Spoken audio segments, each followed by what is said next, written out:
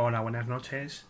Hoy vamos a hablar de otro equipo histórico, como es en este caso la Naranja Mecánica. La Naranja Mecánica o la Holanda de los años 70, que fue un equipo de los más poderosos de la historia del fútbol, practicando un fútbol muy atractivo, que fue uno de los pioneros del fútbol total, realmente. Luego fue aplicado por distintos equipos europeos, por ejemplo como el Fútbol Club Barcelona.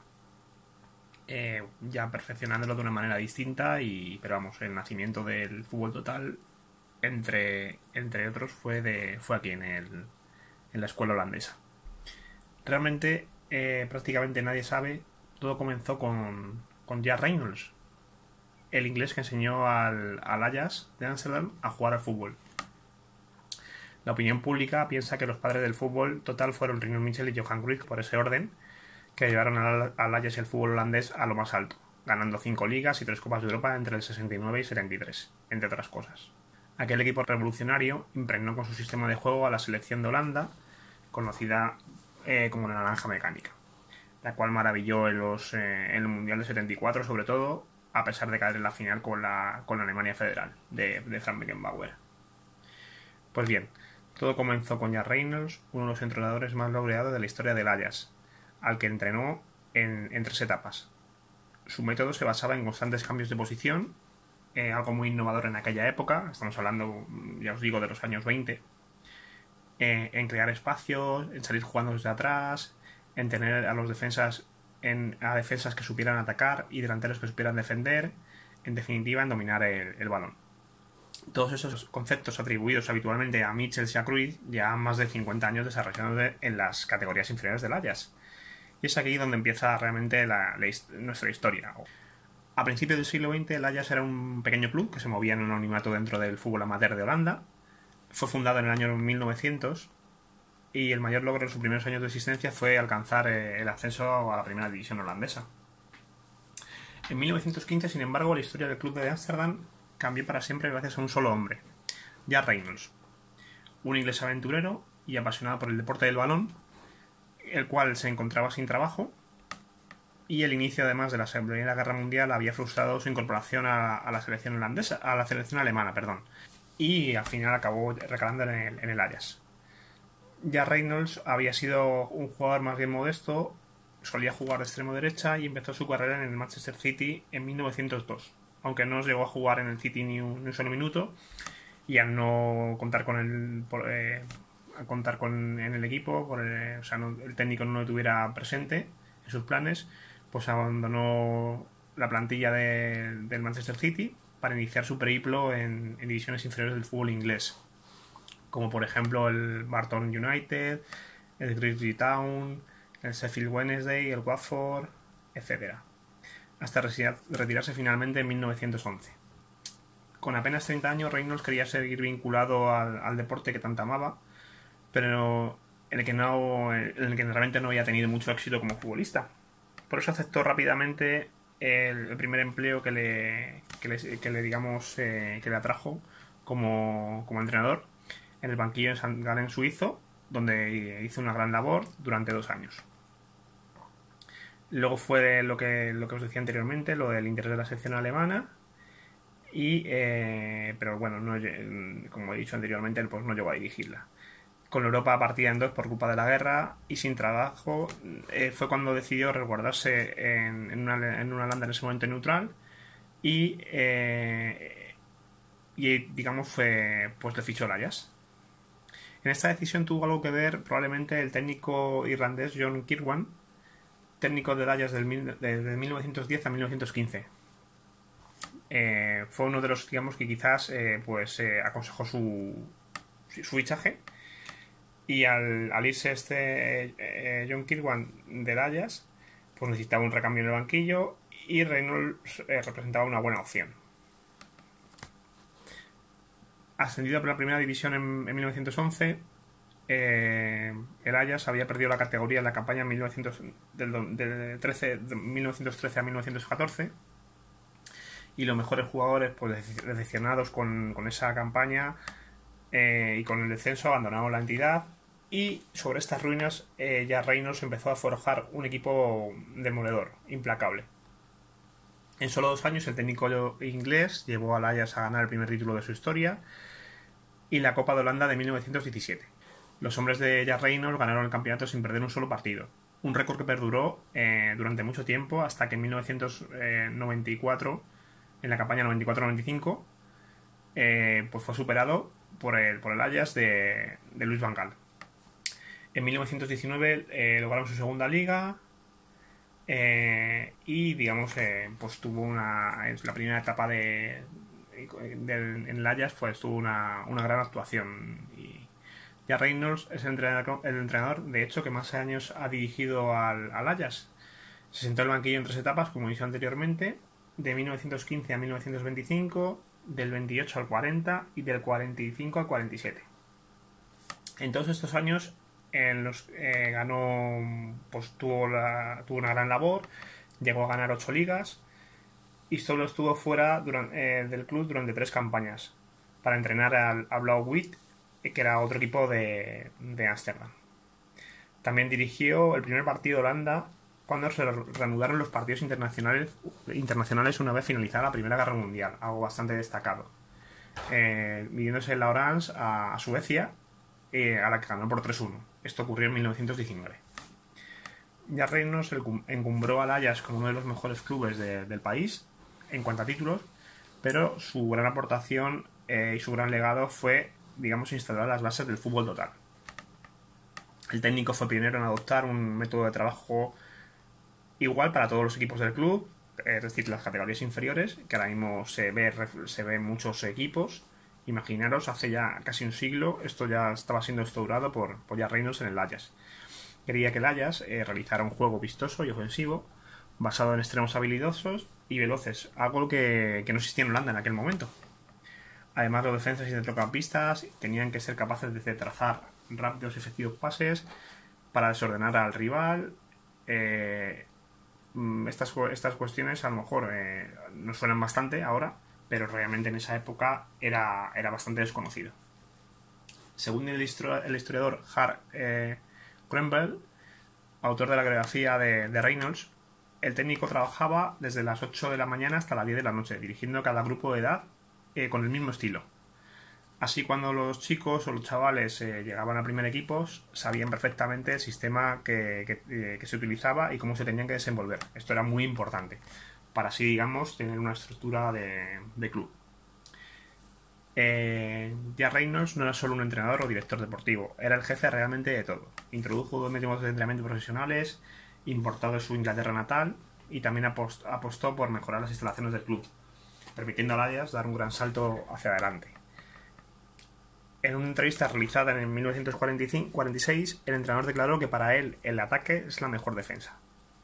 Introdujo la idea de estirar el campo para crear espacios por dentro.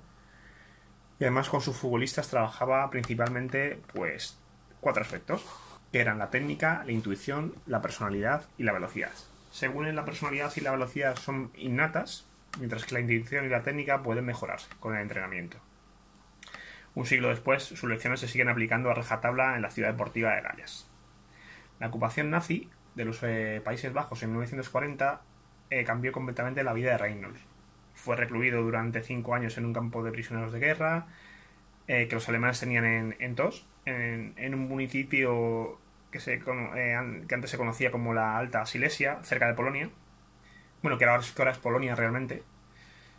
Y tras la conclusión de la guerra, el entrenador volvió a Ámsterdam después de este duro periplo en su vida, para sumar su tercera etapa en el Ajax, con el que ganó de nuevo la Liga en 1947, cerrando de forma brillante su carrera futbolista como entrenador en el club rojo y blanco.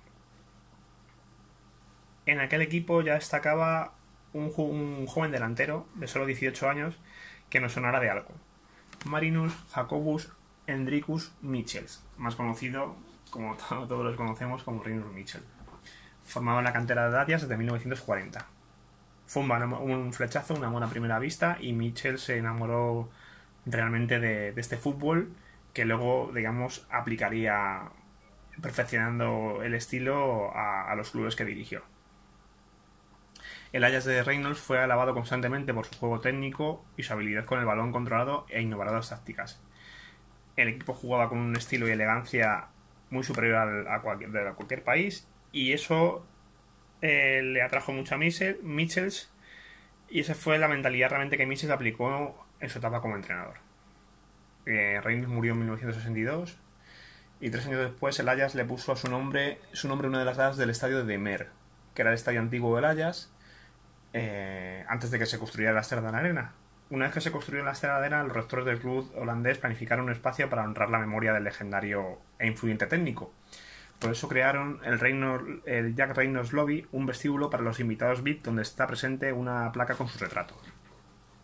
Jack Reynolds es ahora incluso un desconocido en su país, pero nadie puede negar que tuvo una gran importancia como impulsor de fútbol total, sin lugar a dudas. Luego después, Reynolds Michels tomó el testigo y creó un equipo demoledor tanto en la selección holandesa como el Ajax.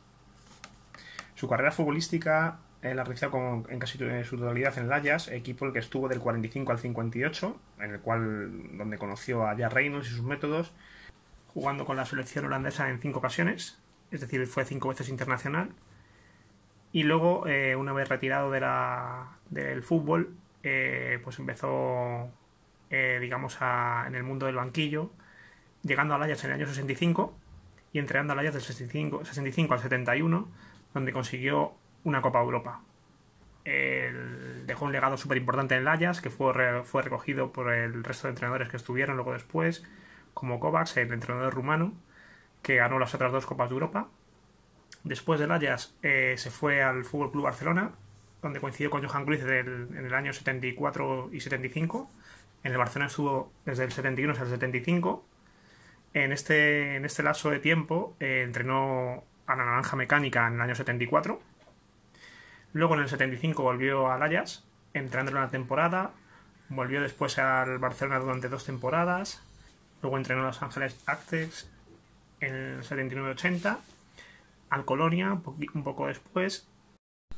Volviendo luego a la selección holandesa durante una temporada, y poco después la volvió a entrenar desde el 86, desde el año 86 al 88, donde entrenó a la selección holandesa en la Eurocopa del 88, en la que Holanda resultó campeona, que fue el primer éxito de la selección Orange. Luego, después de esta Eurocopa, entrenó al Leverkusen durante una temporada, y luego volvió de nuevo, después del Mundial Italia, a la selección holandesa desde el 90 al 92, entrenando al equipo en la Eurocopa del 92, quedando semifinalista. Fue eliminada por Dinamarca. Y aquí, digamos, pues ya se retiró de los banquillos y realizando una labor increíble en los equipos que estuvo, y dejando un legado impresionante de su fútbol, el fútbol total, que fue, digamos, sobre todo encumbrado en la década de los 70.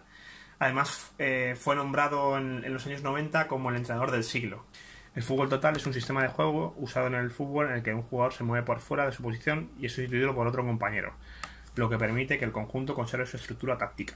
En este fluido sistema, ningún futbolista tiene un papel asignado, con lo cual sucesivamente cualquiera puede ser delantero, centrocampista o defensa. Ya digo, cualquier jugador puede hacer prácticamente cualquier función, realmente. Esto nos recuerda un poco al capítulo anterior que estuvimos hablando de la Hungría de los 50, entrenada por Seves, que, digamos, su fútbol pues también fue un poco pionero del fútbol total de Reynolds Michels, el cual denominaba Seves el fútbol socialista, que cualquier jugador podía hacer cualquier cosa dentro del terreno de juego. Este estilo de juego realmente todos estos estilos de juego, tanto de Reynolds como de Seves, fueron perfeccionados por Reynolds Michels durante su estancia en el Ajax, y alcanzó su apogeo definitivo durante la estancia de Johan Cruyff como jugador en el club y en la selección de Holanda. Aunque los orígenes provienen, como hemos dicho anteriormente, pues sobre todo de Reynolds, y también, digamos, un poco influenciado por la Hungría de Seves, la Hungría de Seves, que era más conocido como el equipo de oro. En la década de los 70 y finales de los 60, con este fútbol total, el Ajax ganó 6 ligas y 3 Copas de Europa principalmente. Y ese fútbol total también se llegó a instaurar a principios de los 70, a partir del año sobre todo 71-72 en la selección holandesa. Aunque Mitchell realmente solamente entrenó a la selección holandesa en el año 74, aunque luego tuvo varias etapas posteriores. Pero bueno, digamos es un fútbol que ya se estaba instaurando en toda Holanda.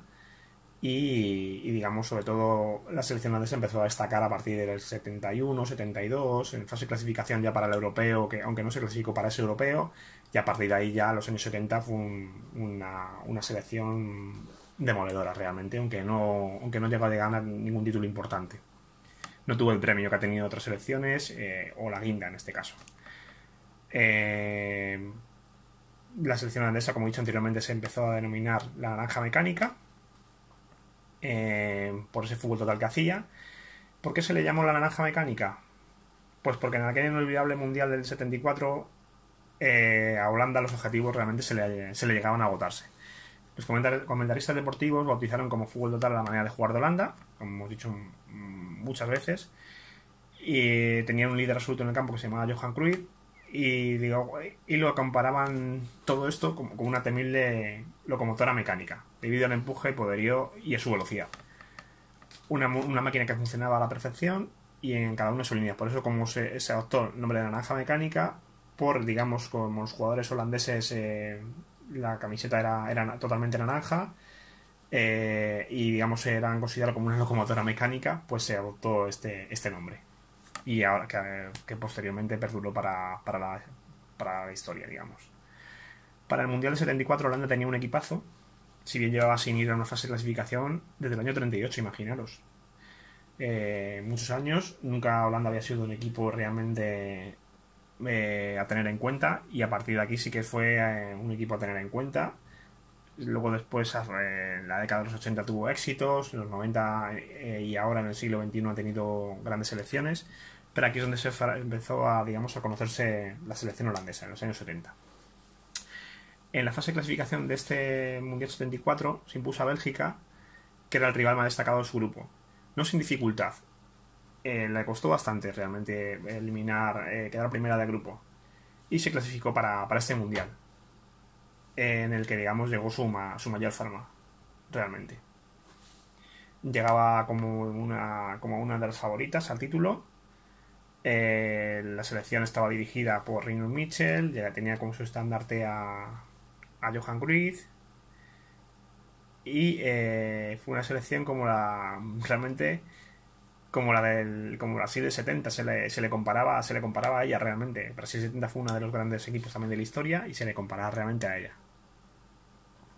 Aún así, cuando llegó Rinus Michel a la selección, la situación no era de la más adecuada para digamos, ir a una Copa del Mundo. La situación era bastante grave. En lugar de hablar de fútbol, se hablaba más de dinero. Pues le habían prometido una suma bastante destacada a los jugadores seleccionados. Habían puesto al público de la prensa en su contra. Y entonces Mitchell se lo tuvo que resolver. Y lo consiguió al final, haciendo una serie de cuestiones y hablando con muchos los jugadores y con la federación. Consiguió unir a todos y formar un gran equipo. Realmente fue la primera, digamos, labor que tuvo que hacer Michels, porque bueno, el equipo estaba formado y era un gran equipo. Él llegaba para entrenarlo porque estaba entrenando en Barcelona, y digamos se compaginó la labor en el 74 con el Barcelona, con la selección holandesa. Pero vamos, ya os digo, tuvo dificultades y la resolvió. Y bueno, ya una vez el equipo preparado, pues empezó a engrasar la máquina, como se diría. El equipo de Rinus Michel hizo historia dejando una huella imborrable al aficionado, rompiendo una de las máximas de deporte. Sobre todo porque, bueno, al segundo nadie le recuerda, porque, bueno, Holanda siempre ha sido un gran segundón, pero Holanda en este caso fue una excepción, porque, bueno, es bastante recordada. La plantilla que conformaba el combinado holandés estaba compuesta casi en su totalidad por jugadores pertenecientes a clubes holandeses, como eran el Ajax, sobre todo, y el Feyenoord. y algunos clubes europeos como el Barcelona. Aquel conjunto jugaran futbolistas pues de la talla de Johan Cruyff, sobre todo, de Johan Neskes, de Johnny Red, de Resenbrink, de Ruud Krol, de Keizer, un gran elenco de jugadores y de estrellas que hizo historia pues en los años 70, tanto en el Ajax como en los mundiales de fútbol. Lo que provocó una auténtica revolución en el país. Además de estos grandes jugadores, el equipo estaba en nombres, como he dicho anteriormente, tenían un portero que se llamaba Jan Blue, que llevaba el número 8 a la espalda, pese a ser guardameta, algo de inédito en la época, y futbolistas también, aunque menos conocidos, de la talla de Van Hanegem, de Wim Jensen, de Ari Hahn, de Wim Riesberger, de Wim Surbier y los hermanos René y Willy van der Kerkhoff. Aquella Holanda inventó la presión adelantada porque jugaba con extremos y porque todo el equipo atacaba y defendía al mismo tiempo. Revolucionó el patrón de juego existente hasta el momento y fue pionera en no poner un 9 puro, lo que hemos visto ahora muchas veces. Recordar cuando jugaba, por ejemplo, España sin referencia con Cés en la Eurocopa del 2012, y también porque intercambiaba las posiciones dentro del campo, sin importar si uno era delantero o defensa. Michels fue el artífice de todo esto, de ese entramado futbolístico. Para ello el general, como era conocido, aplicó su estilo y esa dureza que tan buenos resultados le había dado en el Ajax del 65 al 71 y en el Barça del 71 al 75. La primera clave fue que en casi todos los equipos, como en casi todos los equipos que se adelantaron a su tiempo, era la preparación física. Y aplicar esa preparación física a una idea futbolística. El juego colectivo era la máxima y en ese colectivismo se alineaban todos los aspectos necesarios y todas las respuestas para desarrollar el fútbol buscado. Defensa y ataque, el pressing, sobre todo. También se basaba mucho en la posesión de balón, la presión al rival, pases, triangulaciones, dominar en definitiva el balón hasta llegar al área rival. Cosa que luego también, pues, con otro tipo de perfeccionamiento hemos visto en el tiki-taka de la selección española de los últimos tiempos. Y una característica, sobre todo, aparte, única. Todos jugaban de todo. No había defensores, no había volantes, no había delanteros. Los jugadores ocupaban todas las posiciones en el campo. Si un lateral subía, el hueco que dejaba era rápidamente cubierto. Esto era algo muy innovador en el fútbol de los 70. Ahora se ve muchas permutas, muchos cambios de posición, pero esto era algo inusual en la época. La verdad es que fue una auténtica revolución. Auténtica revolución que luego, digamos, muchos equipos han perfeccionado y aplicado digamos, en los tiempos que corren. La protección futbolística no existe, pero la que propuso la naranja mecánica seguramente fue lo más parecido a ella. La 10ª Copa del Mundo se celebró en Alemania Occidental durante el verano del 74 y fueron un total de 16 selecciones las que participaron. En la primera fase la selección holandesa quedó primera del grupo, desplegando un fútbol maravilloso y dejando boquiabiertos a los espectadores. En este grupo quedó por delante de Bulgaria, Uruguay y Suecia, en la cual, junto con Holanda, pasaría a la segunda fase. En la segunda fase, los 8 equipos cuartos finalistas se dividieron en 2 grupos y siendo el primero de cada grupo el que disputaría la final. Holanda quedó encuadrada en un grupo con Argentina, Brasil y Alemania Oriental. En esta segunda fase, Holanda derrotó a Argentina por 4-0, con 2 goles de Cruyff, uno de Krol y otro de Rep. Luego siguió su andadura con la República Democrática Alemana, a la que ganó 2-0 con goles de Neskes y Resenbrink. Y luego ganó la vigente campeona del mundo, a Brasil, con goles de Neskes y Cruyff, en un partido memorable para el recuerdo. El Holanda-Brasil fue uno de los partidos del campeonato, un auténtico choque de titanes. Quizá los dos mejores equipos, los que ofrecieron un juego más vistoso, y además se jugaban el pase a la final. El que ganara, digamos, pasaba a la final, en la cual iban a disputar con Alemania Federal. Sin embargo, había algo más en este partido. Brasil era campeona desde el 58, a excepción del lapso del 66, es decir, había ganado del 58 al 70 todos los mundiales, salvo el 66 que lo ganó Inglaterra. Pero no, los brasileños no eran solo campeones, sino también los mejores en el estilo y técnica. Y la envidia de todas las naciones. Los holandeses eran el aspirante joven que amenazaba con arrebatar la corona, combinando la eficacia europea con un estilo que no tenía nada que envidiar a que podía verse en las playas brasileñas. Fútbol total versus toque. Brasil, por su parte, se enfrentaba a su primer torneo tras el retiro de Pelé, que había formado parte de los 3 equipos ganadores de los campeonatos anteriores. Tampoco estaban nombres ilustres como ya retirados, como Carlos Alberto, como Tostao. A pesar de todo ello, tenía un equipo con una gran fuerza y con una gran rapidez. Contaba con algunos héroes de los años 70, como Yersinio, Rivelino, y su juego ya no, aunque digamos su juego ya no transmitía la belleza de los años anteriores. En la primera parte, en la cual fue muy emocionante, los holandeses mostraron su fortaleza y fueron los minutos marcados por fases de juego duro y algunas oportunidades en ambas porterías. Holanda tenía la posesión de balón y elaboraba grandes jugadas, mientras Brasil intentaba explotar su velocidad con pases largos desde el centro del campo, es decir, un poco jugándole a la contra. Con tanto talento en ambos bandos, se vieron momentos de gran emoción en el intento de ambas selecciones por imponer su superioridad. Con todo este dominio alterno termina la primera parte. En la segunda mitad tuvo un inicio frenético. A los 5 minutos Neske recibió un pase de Cruyff y hizo el 1-0. El 1-0 en minuto 50. Con este gol los holandeses se sentaron más sobre el terreno del juego, les dio la confianza que necesitaban y digamos ya empezaron a dominar el encuentro, lo que esperó bastante a los brasileños. El control del juego era totalmente de color naranja y fruto de ello fueron algunos de los mejores momentos del torneo.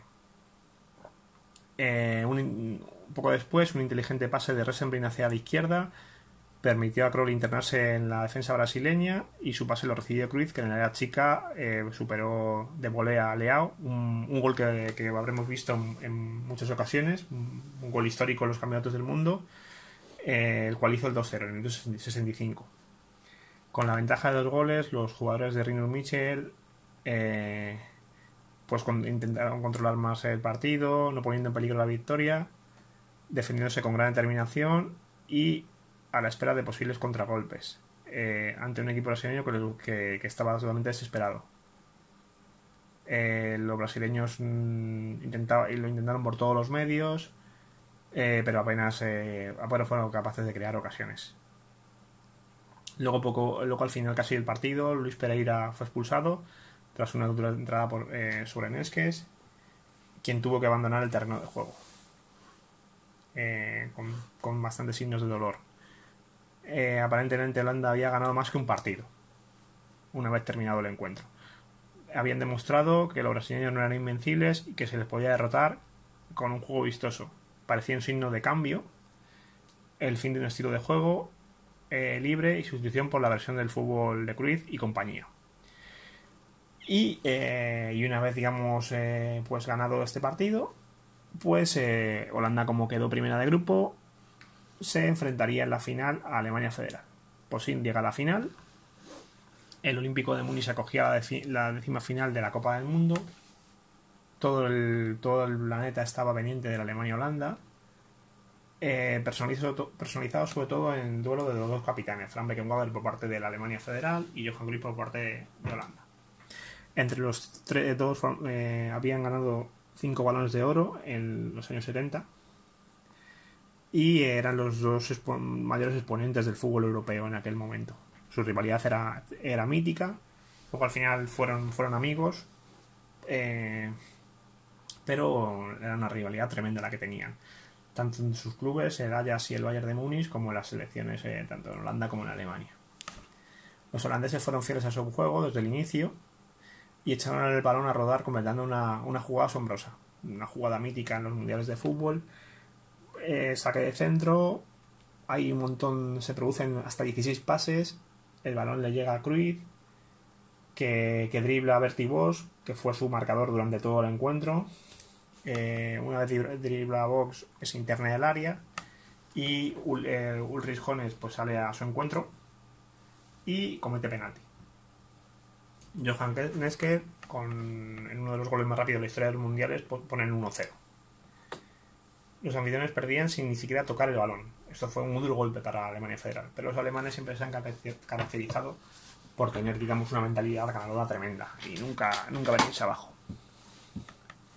Alemania poco a poco se fue recomponiendo con el paso de los minutos y poco después Wim Jansen derribó a Holzenbein dentro del área, señalando el árbitro penalti.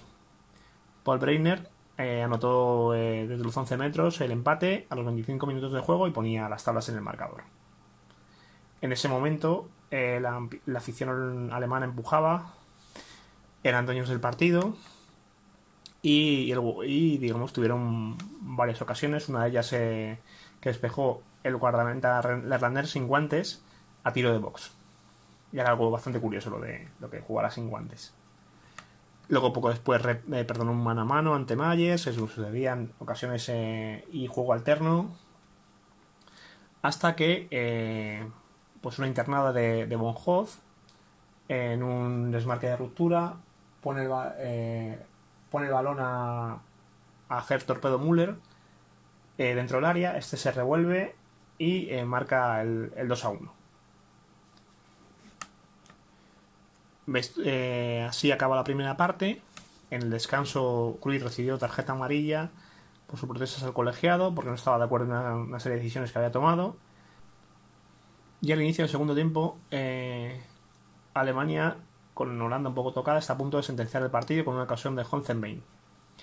De ahí al final ya los tulipanes se pusieron en manos a la obra, cargaron sin éxito sobre la portería del inspirado Meta Mayer, el cual tuvo una actuación memorable sacándolas de todos los colores y digamos manteniendo a raya al ataque holandés. Incluso cuando él falló, Breitner sacó un balón bajo palos. Tuvieron muchas ocasiones. Red marró una ocasión clarísima, incomprensiblemente.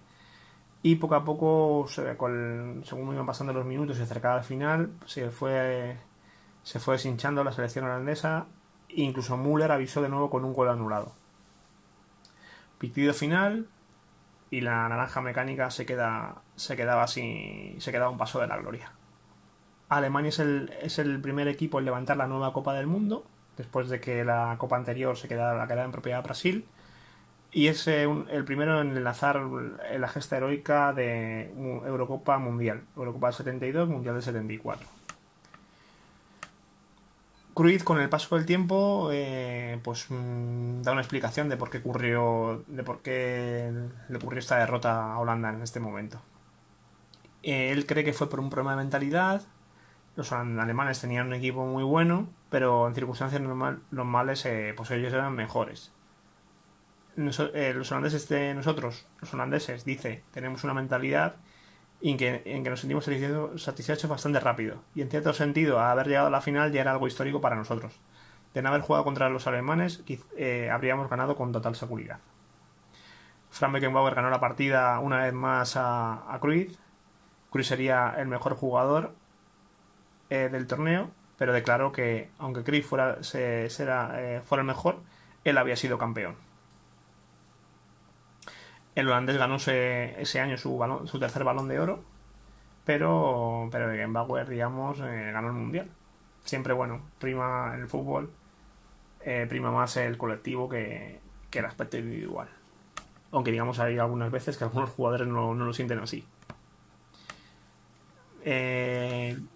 2 años después, ya sin Michels en el banquillo holandés, Holanda todavía cuenta con un equipo bastante poderoso y llega la oportunidad de la Eurocopa del 76. Holanda quedó encuadrada en la fase de clasificación en un grupo concretamente el grupo 5, junto a Polonia y la selección competitiva italiana y Finlandia, que era una mera comparsa en este grupo. Holanda se clasifica, termina empatada con Polonia 8 puntos, Italia sumaría 7 y la diferencia de goles entre Holanda y Polonia hace que Holanda se clasifique para cuartos de final del Europeo 76. En un ajustadísimo grupo. El 24 de abril del 76 daban comienzo de la ida de los cuartos de final, en el cual, digamos, Holanda se va a enfrentar a Bélgica. Holanda se da un festín en Rotterdam a costa de sus vecinos, con un seleccionado Johan Cruyff como jefe de operaciones y un esperado Resenbrink, autor de 3 de los 5 goles de su equipo. El 22 de mayo se disputó la vuelta en Bruselas. Holanda remontaba el tanto inicial de Van Gaal con un gol de red y una genialidad de Cruyff para meterse en su primera semifinal continental. La fase final se disputó en Yugoslavia. Junto a Holanda, los otros 3 semifinalistas habían sido Yugoslavia, que era la anfitriona, Checoslovaquia y su máximo rival, que era Alemania Federal. En el estadio Maximilian Stadium de la capital croata, Holanda y Checoslovaquia disputan la primera semifinal el 16 de junio del 76. La brillante Holanda, subcampeona del mundo, comandada por Cruyff, el mejor futbolista del momento, ante la supuesta cenicienta del cuadrangular. Pocos habían reparado en que los checos venían de dejar en la cuneta a Inglaterra en su grupo de fase preliminar y a la siempre favorita o poderosa Unión Soviética en la ronda de cuartos. El conjunto Orange, que alineaba a 7 jugadores finalistas del 74, estaba muy confiada y realmente confiada en exceso ante la desconocida selección rival. Y se vería sorprendido a los 20 minutos de juego con un gol de Anton Ondrus, un defensa checo. Desde ese instante, el encuentro se convertía en un contrarreloj para los tulipanes, incapaces de hincar el diente a un equipo sin fisuras y muy bien organizado, con un excelente cancerbero, que fue el cancerbero del europeo, que fue Ivo Víctor, futuro balón de bronce de la temporada. Sin embargo, tuvo que ser Ondrus, ahora en su propia portería, el que les echara una mano con el empate a un cuarto de hora de final. En la prórroga fueron expulsados Neskes y Van Henegem, y Polak por los holandeses y Polak por los checos. El partido tuvo giros dramáticos y se rompió definitivamente a pocos minutos del final, con goles de Neoda en el minuto 114 y de Vesely en el minuto 118. De forma inesperada, Holanda fue eliminada y la República y Checoslovaquia, que en este momento era Checoslovaquia, llegaba a la final inesperadamente y decidiría el título contra Alemania Federal, que fue la que ganó la otra semifinal a la anfitriona Yugoslavia. Checoslovaquia derrotó a Alemania Federal en la final contra todo pronóstico y rompió la hegemonía del fútbol alemán en los años 70, con aquel gran histórico gol en la tanda de penaltis de Antolín Panenka, metiendo el gol a lo Panenka, que era su mítico y archiconocido. Para el Mundial 78, ya sin Cruyff retirado de la selección holandesa, en el 77, un tanto agotado mentalmente, además le influyó bastante el secuestro que tuvo en su estancia en Barcelona, hizo que se retirara prematuramente de la selección Orange en el 77. Se especularon muchas cosas, pero que luego él posteriormente en entrevistas desmintió. Que no estaba de acuerdo, por ejemplo, con el régimen de Videla, pero realmente no fue eso, fue el agotamiento mental que tenía y sobre todo que recapacitó bastante a raíz del secuestro. Se planteó bastantes cosas y quería tener una vida un poco más tranquila y fuera de los focos. Aún con la ausencia de Cruyff, Holanda tenía un equipazo y fue capaz de llegar a una nueva final de la Copa del Mundo, de ganar la cuneta en la segunda fase, por ejemplo, de ese campeonato a Alemania Federal e Italia, tras una primera fase un tanto irregular. Sin embargo, en esta nueva final fue derrotada esta vez por la anfitriona Argentina tras una inolvidable prórroga por 3-1. Antes de llegar a la prórroga, Resenbrink estrelló un balón en el poste en el último minuto o último segundo de partido, lo que hubiera significado el título y algo histórico para la selección holandesa, pero la historia no quiso ser justa con Holanda. Y así realmente se cerró uno de los ciclos más gloriosos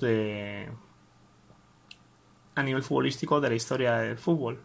La naranja mecánica de los años 70.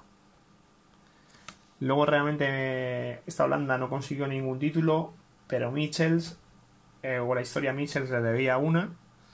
Y bueno, Michels en los años 80 volvió a los banquillos, ocupó el banquillo de la selección holandesa en el 88 y ganó el europeo del 88 que disputaba en Alemania Federal ante la Unión Soviética, poniendo un broche de oro increíble a su carrera. Y digamos, este título del 88 es parte también de este trabajo en los años 70 y de esta naranja mecánica. Bueno, aquí termina esta historia de la naranja mecánica. Espero que os haya gustado. Buenas noches.